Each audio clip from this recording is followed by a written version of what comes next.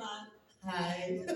Iya langsung kayak langsung sating gitu ya. Terima kasih Mbak Nana dan juga Ibu Yohana di sini. Bu Yohana boleh berkenan menyapa kita yang ada di sini semuanya yang udah menunggu sesi talk show ini. Silakan Ibu Yohana. Assalamualaikum semuanya.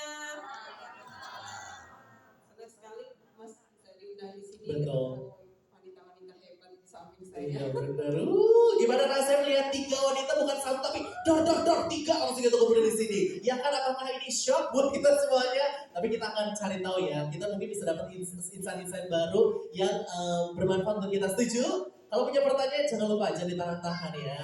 Nanti dikasih pertanyaan ke kita di sini. Langsung aja kita mulai dari pertama tuh Ibu Reski terlebih dahulu sebelumnya. Mungkin kita penasaran sekali nih Ibu Reski sebagai Chief Legal Officer di perusahaan telekomunikasi. Kira-kira apa sih Bu yang kira-kira memotivasi untuk bisa mengejar di karir di industri ini dan gimana sih kira-kira tantangan menjadi seorang wanita di bidang yang didominasi nih kita tahu laki-laki gitu. Gimana Ibu Reski?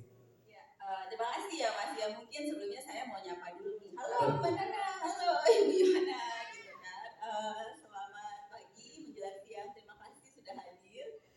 Jadi tentunya pasti beda ya dan tantangannya sebagai women leader di perusahaan yang mayoritas laki-laki. Tapi yang paling penting adalah apa yang kita bring into the table. Kemampuan kita. Yes. Biarkan prestasi kita yang berbicara sendiri. Gitu. Wow, say it louder Bu, biarkan prestasi. Biarkan prestasi kita bicara sendiri gitu kan. Jadi saya sudah sekitar 20 tahun ya berkarir gitu ya di korporasi untuk mengejar karir.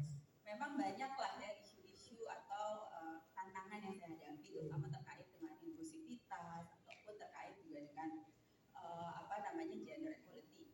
Tapi gini Mas, sekarang itu ya kalau kita melihat generasi milenial, generasi Gen Z itu kan sangat diverse ya. Kenapa saya kemudian merasa penting nih untuk saya pindah ke telekomunikasi? Karena telekomunikasi itu penuh dengan inovasi dan harus berinovasi. Yes. Dan penelitian banyak yang menyatakan bahwa perusahaan yang inklusivitas itu biasanya kemudian ada hal-hal yang biasanya akan rekan-rekan. Pertama biasanya karena karyawan itu merasa lebih nyaman, ada sense of security dan confidence buat para wanitanya biasanya lebih produktif. Kemudian biasanya inovasinya lebih jalan. Nah, inovasi lebih jalan dan apalagi dengan Gen Z yang sangat diverse melihat perusahaan ini sangat inklusif, reputasinya semakin tinggi gitu. Dan tentunya kalau 3 hal itu masuk ya profitnya makin naik ya gitu kan.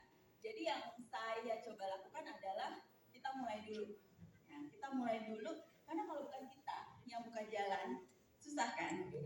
Jadi kita mulai dulu. Saya mulai dulu mungkin dari tim saya. Yes. Saya coba untuk sampaikan secara conscious bias gitu. Tim kita udah diverse bagaimana sih gitu kan. Dan terus juga mungkin kalau ada komentar-komentar yang bilang kalau laki-laki kerjanya lebih keras gitu. Nah itu juga kita harus juga sadar untuk membenarkan lah mengkoreksi komentar-komentar itu gitu. Atau wah ini nanti kalau perempuan susah kalau kasih proyek ini ada maternity leave. Nah itu yang harus kita sampaikan dan kita perbaikin gitu. Oh enggak seperti itu gitu. Jadi kita mulai dari kita dulu. Mungkin hasilnya nggak akan otomatis besok ya Mas langsung berubah gitu ya. Tapi at least kita mulai sedikit dan insya Allah semakin berkembangnya waktu akan semakin lebih baik. Dan untuk perempuan-perempuan ini ya semakin banyak leader juga di dunia yang Luar biasa sekali, menginspirasi sekali. Tantangannya baru saya mungkin sedikit sudah dijawab. Nah, kalau misalnya di Mbak sendiri, tantangannya, ini juga pasti punya tantangan ya kan? Ini bagaimana cara mengatasi tantangan unik sebagai pengusaha perempuan? Bagaimana juga Mbak Nana mengatasinya? Boleh kita dengarkan Mbak Nana. Terima kasih. Jadi perempuan tuh susah dan saya selalu bilang gitu. Betul loh, susah loh. So tau banget aku ya, padahal aku bukan perempuan ya. Tapi aku nggak tahu jadi perempuan itu. Betul. Karena tuntutan terhadap kita tuh begitu banyak. Kita dituntut harus bisa masak, harus cantik, harus bisa melayani suami, harus bisa merawat anak, harus bisa baik sama mertua. Banyak. Begitu banyak tuntutan terhadap perempuan. Di satu sisi, kita juga kerap kali dinilai macam-macam. Apapun yang kita lakukan. Ketika seorang perempuan misalnya memilih untuk berkarir, pasti akan ada suara-suara tuh. Lupa kodrat, ngejar ambisi, pasti keluarganya terlantar. Pasti itu ada suara-suara gitu. Ketika satu perempuan memilih memilih dengan sadar menjadi ibu rumah tangga, berkarya di rumah, sayang banget udah sekolah tinggi-tinggi lu cuma ngurus dapur. Serba salah. Ada begitu banyak penilaian, ada begitu banyak penghakiman terhadap perempuan. Dan kalau kita bicara spesifik perempuan yang memilih berkarya di luar rumah, tantangannya juga yang pertama diharapkan harus ngurus keluarga, domestiknya harus cemerlang. Di satu sisi beban gandanya juga harus memastikan perusahaannya tercapai visi-visi KPI dan sebagainya. Jadi susah menjadi perempuan dan itu kerap kali yang membuat kita perempuan ragu melangkah. Kerap kali kemudian kita serba salah untuk mengambil sikap. Itu yang saya temukan dan itu yang juga saya alami sendiri.